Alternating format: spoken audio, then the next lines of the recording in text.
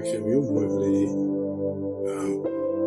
avant même que nous démarrions avec la deuxième série, deuxième série sur la Bible, toujours dans la première partie, nous voulons finaliser avec lui.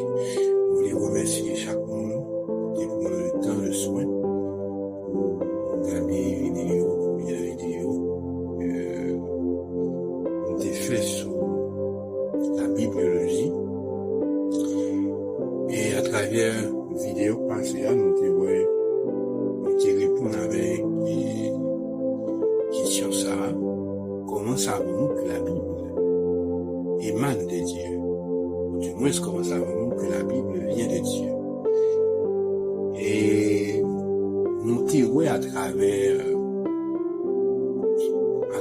cette vidéo trois éléments clés, trois éléments importants quand il s'agit de la bibliologie. C'était la notion de révélation, la notion de l'inspiration et finalement la notion de l'illumination. Maintenant, aujourd'hui, nous allons continuer et surtout avec cette deuxième question clé. Comment savons-nous que nous disposons des livres authentiques? Je le disais dans le plan de l'exposé dans la première vidéo. Comment savons-nous que nous disposons des livres authentiques? À la vérité, en plus le monde, lorsqu'il a parlé, dit que la Bible, en plus le livre qu'il a donné, c'est des livres qui n'ont pas totalement fait confiance, même s'il y a des livres qui sont capables de faire confiance. Il y a un élément important pour que nous parlions de livres authentiques, c'est le témoignage de la Bible. C'est que la Bible en témoigne de lui-même. Jésus a reconnu le canon de l'Ancien Testament. Le mot canon se réfère à la liste complète des livres qui sont acceptés comme formant des Écritures. Voilà ce que Jésus a dit. Puis il leur dit, c'est ce que je vous disais lorsque j'étais encore avec vous. Il fallait que s'accomplisse tout ce qui est écrit à mon sujet dans la loi de Moïse, dans les prophètes et dans les psaumes. Luc 24, verset 44. Lorsque Jésus mentionne la loi, chers amis, chers auditeurs, les prophètes, les psaumes dans Luc 24, il parle des trois divisions majeures de l'Ancien Testament. Ça, c'est intéressant. Deuxième élément, Pierre a reconnu une partie du Nouveau Testament comme faisant partie du canon. Et voilà ce qu'il a dit à ce sujet. C'est ce que Paul fait dans toutes les lettres où il parle de ces choses. Il se trouve des points difficiles à comprendre. Et les personnes ignorantes et mal affermies entendent le sens, comme elles le font des autres Écritures pour les propres ruines. 2 Pierre 3, 16. Également, Paul a reconnu l'égalité d'inspiration de l'Ancien et du Nouveau Testament dans un seul verset. Voilà ce qu'il a dit. En effet, l'Écriture dit, tu ne mettras pas de muselière au bœuf quand il foule le grain, et l'ouvrier mérite son salaire. 1 Timothée 5, 18. C'est un verset extraordinaire, chers amis. Et dans ce verset, nous voyons que Paul cite le livre du Deutéronome et principalement Deutéronome chapitre 25, verset 4 de l'Ancien Testament et Luc 10, verset 7 du Nouveau Testament. Et de fait, Paul se réfère aux deux parties de la Bible, à savoir l'Ancien et le Nouveau Testament. Donc, chers amis, comme je vous disais, la Bible en témoigne que la Bible contient des livres authentiques. Ou du moins, si vous voulez, la Bible, c'est une compilation des livres authentiques. Deuxième élément, c'est l'histoire de l'Église. L'histoire de l'Église, l'on a observé, regardé en effet, on a réalisé que la Bible, c'est un livre qui, c'est pas que des résultats qui est fait au cours d'une seule réunion. Et si vous voulez, si on va comprendre que la Bible, en effet, frères et sœurs, c'est pas d'un moment à l'autre que la Bible était écrite. Donc, l'établit sur une période de temps. Et période de temps, ça, elle est d'une importance capitale. Et c'est là que nous entrons dans l'histoire de l'Église. Les livres ont été écrits dans le Nouveau Testament sur la base de 3 éléments. Et c'est ainsi que je vais vous citer ces 3 éléments. Il y a l'autorité d'un apôtre, il y a l'enseignement de la vérité, il y a la confirmation de l'Église. Ces 3 éléments, je vous dis, est d'une importance capitale.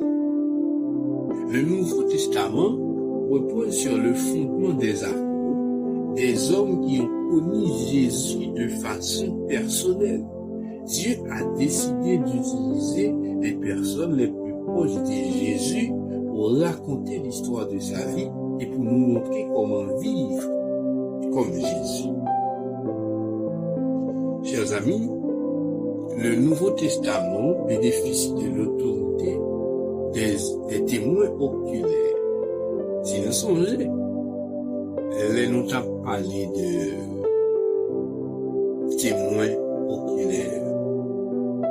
Les nous a parlé de ces 2 témoins, un qui tendait et un qui ouais. Nous songez que nous t'ai dit que la Bible, la majeure partie de la Bible, surtout quand on est dans le Nouveau Testament, des hommes qui ont écrit, des hommes qui écrivent de la part, et concernant Jésus, si vous voulez, c'est des hommes qui vivent, qui ont vécu. En fait, ça a un petit de Jésus. Vous voyez? Donc les apôtres, les disciples, ils ont vécu la vie de Jésus-Christ. Ils ont vécu ensemble avec Jésus, donc ça a parlé, ça a connu. Donc, nous comprenons que ici, ces 3 éléments que nous dit qui d'une importance capitale dans l'histoire de l'Église. Nous prenons premièrement l'autorité des apôtres, l'autorité d'un apôtre. Le Nouveau Testament bénéficie de l'autorité des témoins oculaires. Prenez les auteurs des évangiles, par exemple, Matthieu était un apôtre. Marc a mis par écrit les souvenirs de Pierre. Luc était un ami de Paul. Il a été auprès de témoins oculaires. Et Jean était un apôtre. Deuxième élément, c'est l'enseignement de la vérité. Les premiers à lire les livres du Nouveau Testament ont découvert en eux la lumière de la vérité divine. La résonance de la vérité contenue dans ces écrits a poussé ceux qui ont lu ces livres à les considérer comme totalement différents des autres écrits religieux de leur époque. De plus en plus, de gens lisant ces livres, une troisième affirmation en a découlé appelé, c'est la confirmation de nous. Voilà ce qu'il dit. Beaucoup de gens pensent que les livres du Nouveau Testament ont été choisis par un conseil constitué de quelques personnes. C'est inexact. Un conseil a effectivement reconnu les livres du Nouveau Testament aux environs de 400 après Jésus-Christ, mais cela a eu lieu après que l'Église ait utilisé ces livres pendant 300 ans. Ce conseil a formellement reconnu ces livres en réponse aux faux enseignements qui essayaient d'ajouter des livres à la Bible. Et à cela, chers amis, il faut parler de la puissance de Dieu. L'herbe sèche et la fleur tombe. Mais la parole de notre Dieu subsiste éternellement. Donc, l'assurance que nous avons de détenir les bons livres est une question de foi. Dieu n'aurait pas permis qu'une seule partie de ce qui devait demeurer éternellement soit laissée de côté. Donc, chers amis, ces trois éléments, je vous rappelle, c'est l'autorité de l'apôtre, l'enseignement de la vérité, la confirmation de l'Église, et finalement on a parlé de la puissance de Dieu. Et nous venons de citer Ésaïe 40, verset 8. Maintenant, on passe rapidement à la troisième question qu'on avait posée. Lorsque nous disons que la Bible est inspirée, qu'est-ce que cela pourrait signifier? Qu'est-ce que cela pourrait avoir comme signification?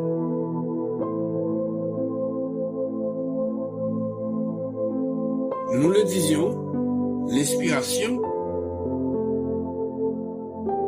n'est pas seulement signifie que les auteurs ont écrit, ou du moins mon Dieu aille à des auteurs pour qu'ils soient capables de dire nous ça que ils veulent pour nous connaître.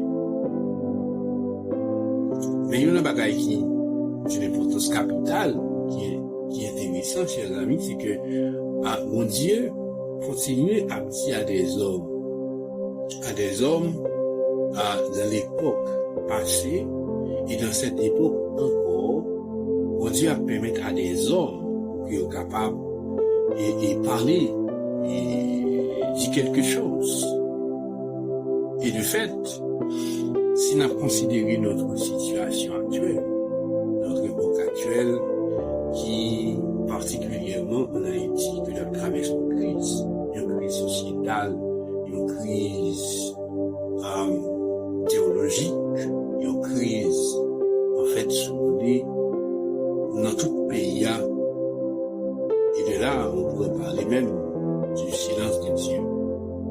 On pourrait même parler mon Dieu fait silence. Mais de fait, est-ce que le silence de Dieu, c'est pas une manière de nous dire qu'il faut faire quelque chose? Est-ce que le fait que Dieu se tait veut dire que Dieu nous abandonne? Est-ce que le fait que Dieu se tait veut dire plein de choses? Naturellement, on aura une vidéo dessus, des vidéos dessus sur le silence de Dieu, le kairos, le temps, le moment décisif, le moment où l'on doit agir, le moment où l'on ne doit pas rester avec les bras croisés. Mais maintenant, on va simplement rester là et pour cette séance, pour cette vidéo, et je vous demande de vous abonner pour les suites nécessaires pour les autres vidéos, car bien sûr, chers amis, nous aurons à aborder là-dessus. Nous aurons à dire, à parler, car le silence de Dieu, à cette époque en Haïti, c'est en fait quelque chose constaté. Mais est-ce que cela veut dire que nous, en tant qu'êtres, nous, en tant que chrétiens, nous, en tant qu'haïtiens, nous devons rester les bras croisés. Et je n'y crois pas. Et comme je le disais, abonnez-vous et vous aurez les autres vidéos. Et il y aura plein de sujets à décortiquer ensemble, de vivre ensemble. Et la division, la haine, la réconciliation. Naturellement, un des sujets qu'on aura à partager ensemble, c'est comment se passer de la haine à la réconciliation. Comment se passer de la haine à la réconciliation. Normalement, comme je dis, l'inspiration, c'est un thème d'une importance capitale. Maintenant, lorsque nous disons que la Bible est inspirée, que voulons-nous dire? Qu'est-ce que cela pourrait signifier? Premièrement, nous dit que l'inspiration signifie que Dieu a écrit la Bible à travers des individus. Selon 2 Pierre 1:21, voilà ce qui est dit. Car ce n'est jamais par une volonté d'homme qu'une prophétie a été apportée, mais c'est poussé par le Saint-Esprit que les hommes ont parlé de la part de Dieu. Bon, à la question, est-ce qu'il y a encore des hommes pour parler de la part de Dieu? Bien sûr. Bien sûr, il y a encore des hommes. Bien sûr, il y a encore des révélations. Bien sûr, il y a encore Dieu inspire des hommes pour parler en son nom. Bien sûr, il y en a. Et on aura à voir ça dans d'autres vidéos. L'inspiration signifie que le Saint-Esprit en est l'auteur. On regarde ensemble verset 5. Acte 1:16. Il fallait que s'accomplisse l'Écriture, ce que le Saint-Esprit avait annoncé d'avance par la bouche de David. Acte 1:16. Acte 28-25. C'est avec raison que le Saint-Esprit a dit à nos ancêtres par l'intermédiaire du prophète Isaïe. Alors l'Esprit de l'Éternel est tombé sur moi et m'a dit, annonce. Ézéchiel 11, verset 5. À cela, qui a écrit la Bible? C'est Dieu.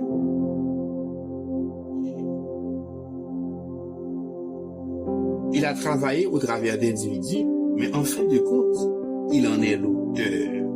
Le fait que Dieu ait créé un livre parfait par le biais de tant de gens et parfait est l'un des plus grands miracles. C'est intéressant. Donc, chers amis, chers frères et sœurs, nous comprenons par là une notion qui fait face lorsque nous parlons que Dieu a écrit la Bible.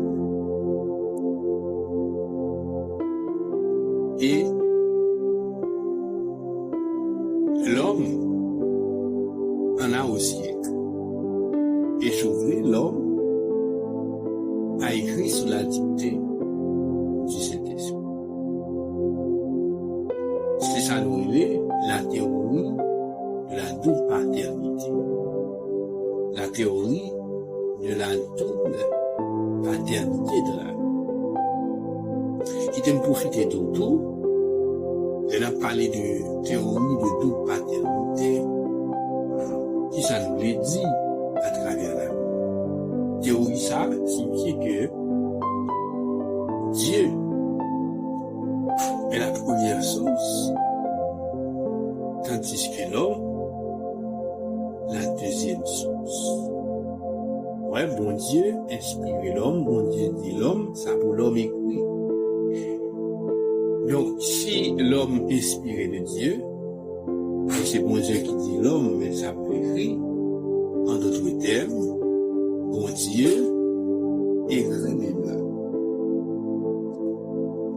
Maintenant, il y a deux notions importantes pour que nous vivions. comprendre. Il faut me dire tout. On a parlé de notion de l'inspiration. Il y a plusieurs théories qui parlaient sur thématique ça, sur ça.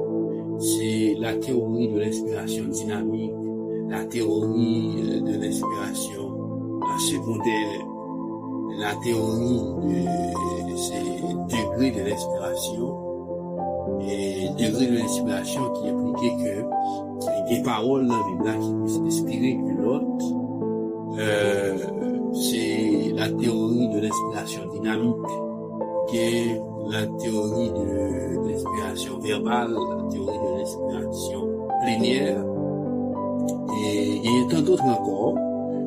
Mais ça qui est important, c'est que il y a deux notions, c'est l'inspiration verbale plénière. La théorie de l'inspiration verbale, Dieu a inspiré les mots, et non seulement les idées, selon Matthieu chapitre 5, verset 18, Matthieu 22, verset 43-44, Jésus a basé son argument sur le seul mot Seigneur. Deuxième théorie, c'est l'inspiration plénière. Dieu a inspiré toute la Bible, pas seulement une partie. Les voies de Dieu sont parfaites. La parole de l'Éternel est pure.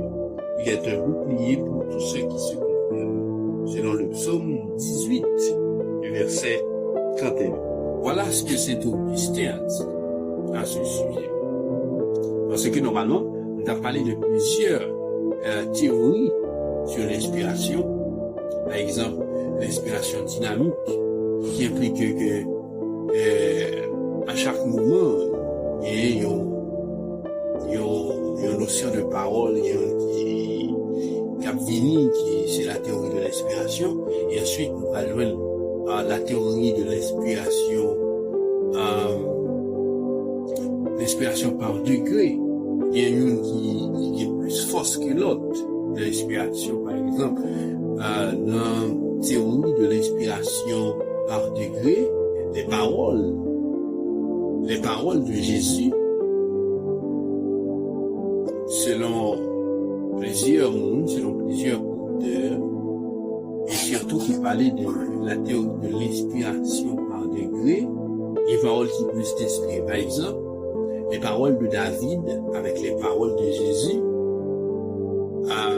il y a une qui peut s'inspirer que l'autre, mais pour la parole de Jésus qui est plus forte de l'inspiration, parce que c'est Jésus même qui t'a parlé, et il y a David, par rapport avec la parole de Jésus, il plus bas, il y a une dimension qui est plus bas que la parole de Jésus. Maintenant, le problème qui est là-dedans, c'est qui est-ce qui a déterminé? Qui est-ce qui a déterminé qui parole qui peut s'inspirer que l'autre? C'est en fait là le problème. Maintenant, mais ça, Saint Augustin dit à ce sujet, au sujet de l'inspiration. Si vous croyez à qui vous plaît dans l'évangile et que vous rejetez ce que vous n'aimez pas, ce n'est pas en l'évangile que vous croyez, c'est en vous-même. Troisième élément, l'inspiration signifie que la parole de Dieu doit être notre autorité suprême. Comment le jeune homme rendra-t-il pur son sentier en se conformant à ta parole? Psaume 119, verset 9. Car la parole de l'Éternel est droite et toute son œuvre s'accomplit avec fidélité.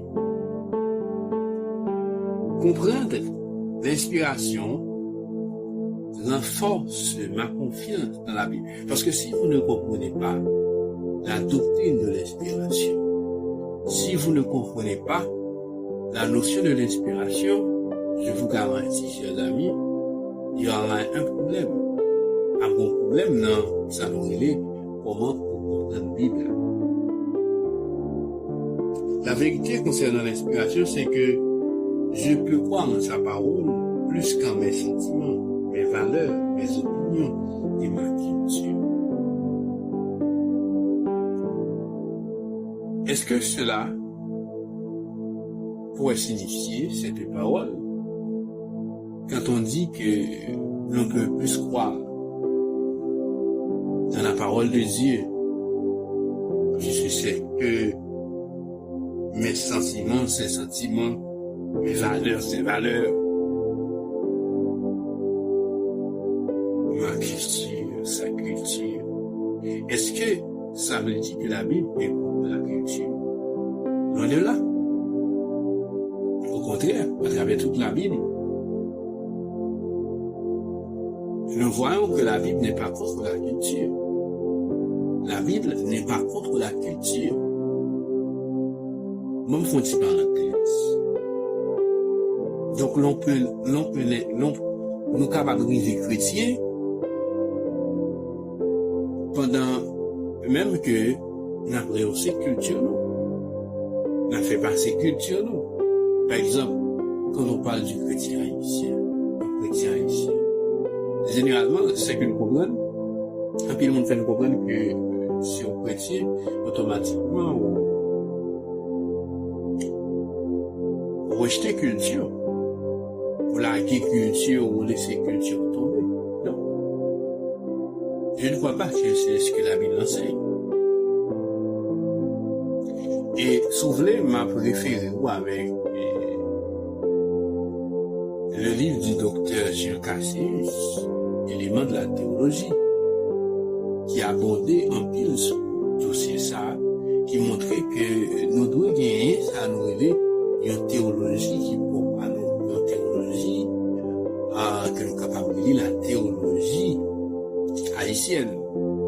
Il a abordé dans ce sens-là, pour montrer que si l'on fait de la théologie, on doit avoir une théologie propre. Et cette théologie est dite théologie contextuelle. Et au fait, comme nous, l'important pour nous est une théologie qui proprement haïtienne, qui a réfléchi pour comprendre une série de bagailles dans la culture, dans l'identité, nous.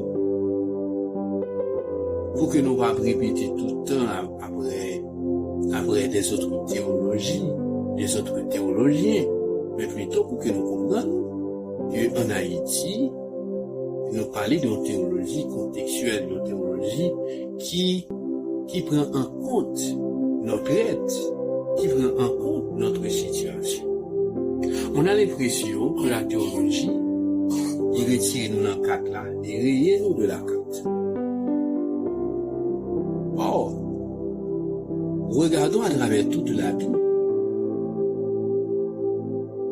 ce qu'est l'évangile. L'évangile est lumière. L'évangile est là pour éclairer. L'évangile est là pour donner nous direction. Et la théologie est au service de l'évangile.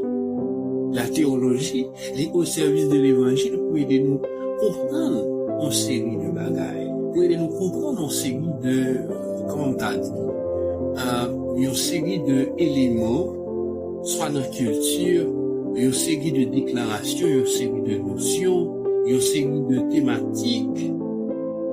Oui, la théologie est là pour le faire nous comprendre. Mais la théologie n'est pas là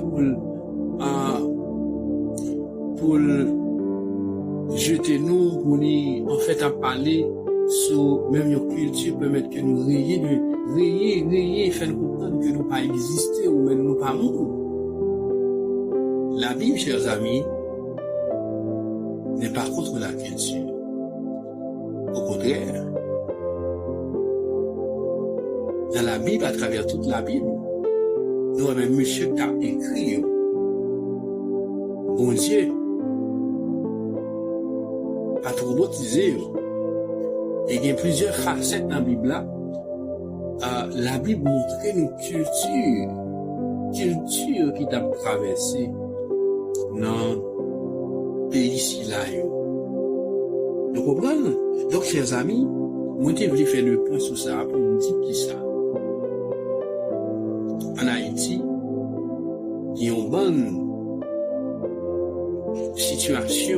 situation de crise que nous avons traversée. Et l'Église, de nos jours, nous avons regardé que l'Église, depuis bien des temps, l'Église, les discours préparé pour nous. Et la théologie, elle doit tenir compte de l'être haïtien. Et l'être haïtien. Et à cela, chers amis, on invite nous tous à aller documenter ça qui c'est le problème haïtien du docteur Edlin Noïse. Donc, chers amis, frères et sœurs, en Haïti, nous avons du pain sur la planche. Nous avons du pain. Il y a du boulot. Et ma prophète dit, c'est pas le temps pour que les théologiens, ou même ceux qui se disent théologiens, pour que c'est le moment pour la bataille, pour la boumer, fait choc idée. Bon, choc idée, c'est bon. Mais, pour nos prédications, c'est vous et monter, c'est vous et point. Il y a tellement de choses à régler. Il y a tellement de choses à dire concernant la Bible. Il y a tellement de choses à dire concernant la théologie. Par exemple, parler de foi et de la raison. Parler du silence de Dieu. Parler de comment faut-il purifier sa culture. Il y a tellement de choses importantes à régler. Et pourquoi on perd le temps qu'on a? Et on est dans le kairos. Et le moment décisif, le moment où il faut dire c'est assez. Le moment où il faut dire stop. Et il faut dire stop. Mais pour dire stop, il faut réfléchir. Il faut réfléchir. Et vous allez voir que quand on réfléchit, on va dire qu'il n'y a pas place pour la division dans l'église. Il n'y a pas place pour la haine. Il n'y a pas place pour tant d'hypocrisie, tant de calomnie, chers amis. Donc, frères et sœurs bien-aimés, chaque fois qu'il y a un conflit entre ce que dit la Bible et ce que je ressens, ou ce que l'on m'a enseigné, les opinions des autres, ce qui me semble raisonnable, chaque fois que j'ai une opinion différente de celle de la Bible, pour n'importe quelle raison, c'est toujours la Bible qui a raison. Et c'est ça que je dit tout à l'heure. Il faut me dire, me faire mes parenthèses, tout à l'heure, que je ouvrir. Parler de théologie. La théologie haïtienne est dite théologie contextuelle. Je fais mes parenthèses ça parce que la Bible nous tourne sur nous. Maintenant, nous entrer dans les affaires, nous entrer dans la bibliologie, nous continuer pour que nous sommes capables d'arriver à avancer. Mais maintenant, quittez-moi, pendant qu'on a parlé de bibliologie,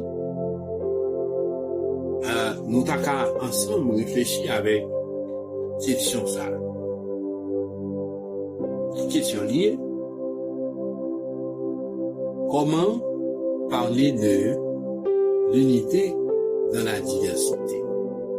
Comment comprendre l'unité dans la diversité? Et si nous avons regardé à travers toute la Bible, je me dis ça dans la première vidéo, à travers toute la Bible, nous avons regardé de Genèse à Apocalypse.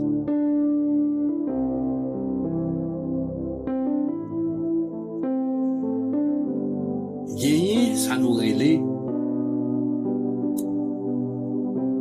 cet évangile. Gagner, ça nous relève cette unité qui est à travers toute la Bible, mais qui en fait pas présentée de la même manière, mais qui en fait et fait nous comprendre que tout pas dans la même dimension. Gagner, c'est histoire, gagner, c'est poète, gagner son récit de commencement, un point de départ. Gagner, c'est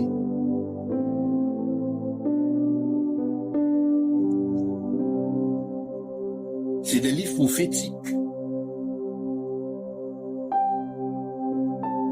et qu'il y a des évangiles, il y a action que apôtre posé. Il y a c'est des lettres que l'apôtre Paul écrit pour fortifier l'église, pour former l'église, pour mettre sur bonne pente. Mais comment pour avancer? Et il y a c'est des éléments qui parlent nous de comment le monde l'a bien pour le finir. Mais par-dessus tout, il y a l'unité. L'unité qui rappelle nous, qui montre nous que dans tout ce qui est dit, il y a Jésus. Dans tout ce qui est dit, il y a Jésus. Et c'est en ce sens que j'aimerais vous parler ou même vous poser cette question. Comment parler de l'unité dans la diversité, soit dans votre famille, soit dans votre église. Nous considérons famille tant une petite cellule. C'est vraiment un niveau micro. C'est une société en devenir. Ouais, les nous passer pour l'église là, c'est encore une société en devenir, une société qui a monté, qui a grandi. Et nous prenons l'église là, en dimension moyenne. Et finalement, moi, je prends la société en général, qui est toute couche là dans nous, c'est dans la dimension macro. Et comment nous sommes capables de penser, comment nous sommes capables de penser à l'unité dans la diversité dans la société. Comment nous sommes capables de penser l'unité dans la diversité dans l'église. Et comment nous sommes capables de penser l'unité dans la diversité dans la famille. Et c'est à cette question, chers amis, que nous avons l'ouvrir deuxième vidéo, le principe de l'unité dans la diversité. En fait, quittez pas qui attention sur grain mosaïo qui a une importance capitale. Nous toutes pas faire même bagaille. Et de fait, nous toutes pas faire même bagaille. Mais nous devons comprendre que pendant que nous chaque pas fait même bagaille, nous chaque pas fait si à faire nous. Nous chaque a fait bagaille pour que nous capables permettre que l'évangile là avance. Ou bien même prendre le niveau de l'église là. Nous chaque nous ministère que nous avons géré, et le ministère que nous avons géré, nous ne pouvons pas faire même bagaille. Mais nous avons fait tout ça, nous avons fait pour qui est-ce qu'on a fait pour le royaume qui a avancé. Ouais, c'est ça qui unit nous ensemble, c'est unité. Nous travaillons pour une seule bagaille, même là nous ne pouvons pas faire même bagaille. Comme pour exemple, là nous prenons corps, nous avons G, nous avons bouche, nous avons main. Mais tout bagaille ça, yo servi de lettres. Ouais. L'unité, c'est l'être. L'être humain. L'être humain. Et si nous prenons le cas du monde, ça, c'est des bagailles qui, en fait, entrent en évidence côté que l'unité a ses lettres. Mais chaque bagaille ça, mais bouche, oreilles, yeux, yo là pour perfectionnement être là. Ouais, chaque bagaille ça, yo là pour perfectionnement être là. Et si vous manquez un bras, vous manquez un pied, un yeux, donc un bagaille qui perdu. C'est diversité qu'il y a dans le corps humain. Et ça aussi viable tout pour le pays. Les différents ministères dans le pays. Différents ministères qui viennent dans le pays. Mais aussi viable pour lui. Et Ma prend le cas de pays, gestion pays, tout bagaille net. En fait, il doit entrer dans le cadre, ça nous est les principes de l'unité de la diversité. Quelle est donc l'unité? L'unité, c'est le pays. C'est ça que mettez-nous réunis ensemble. Mais diversité, c'est diverses bagailles que nous sommes capables de faire pour nous permettre que le pays avance, société a. Ou même prendre un cadre macro, chaque société. Maintenant, on va descendre dans un plus bas niveau qui c'est famille. Famille, c'est lui-même qui, même considéré comme étant cellule primaire là. Parce que c'est là que toute bagaille commence. C'est là où joignent toute bagaille net. Et société en devenir là, c'est là où commence. Parce que si les bonnes bases, l'éducation, ça nous l'éducation familiale, n'est pas faite, alors là, nous allons joindre tout problème qui a existé dans l'église là, dans la société là. Parce que si papa, maman a fait travail ça, je vous le garantis, problème il va le faire carré là. Nous va joindre problème en pile, dans mi-temps société là, dans mi-temps l'église là, parce que cellule là, n'est pas organisée, cellule là, pas comprendre tâche, pas comprendre travail. Et nous joignons nos familles, il y a diversité, il y a unité. C'est pour bonne marche. La famille, pour permettre que la famille grandisse, chaque monde nous bagaille nous fait. Et ça fait que maman, il papa, il petite. Tout le monde n'a pas maman, tout le monde n'a pas papa, tout le monde n'a pas petite. Et souvent, c'est petite qui vient papa, c'est petite qui vient maman. Mais petite qui vient maman, pour le faire petite, pour aller marier. Mais si ça n'est pas respecté à la base, si ça nous pas comprendre des notions basiques, ça pour avancer. Donc, il y a un problème et calculable dans le pays, il y a un problème qui est calculable dans la société. Donc, on doit commencer par comprendre petit niveau ça qui a une importance capitale. Pas oublier travail sur ça.